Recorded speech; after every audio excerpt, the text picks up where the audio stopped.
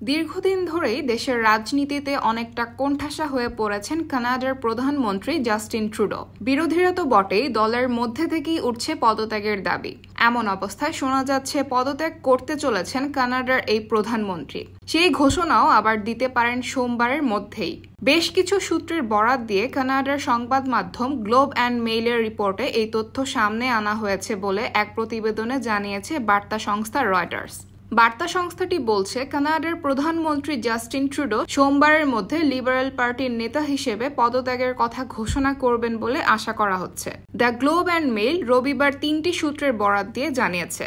সূত্রগুলো globe and মেইলকে বলেছে, তারা নিশ্চিতভাবে জানে না যে ট্রুডো কখন তার চলে যাওয়ার পরিকল্পনা ঘোষণা করবেন। তবে তারা আশা করেন বুধবার অনুষ্ঠিতব্য প্রধান একটি জাতীয় ককাস বৈঠকের আগেই পদত্যাগের ঘোষণা দেবেন তিনি। কানাডার প্রধানমন্ত্রীর কার্যালয় অবশ্য এই বিষয়ে মন্তব্যের অনুরোধে তাৎক্ষণিকভাবে সাড়া দেয়নি। গ্লোব অ্যান্ড মেইলের রিপোর্টে আরও বলা হয়েছে, ট্রুডো এখনই তার পদ ছেড়ে চলে যাবেন নাকি নতুন নেতা নির্বাচিত না হওয়া পর্যন্ত প্রধানমন্ত্রী হিসেবে থাকবেন তা এখনও স্পষ্ট নয়। ট্রুডোর পদত্যাগের ফলে নতুন সরকার গঠনের জন্য দ্রুত নির্বাচনের আহ্বান জানানোরও সম্ভাবনা রয়েছে।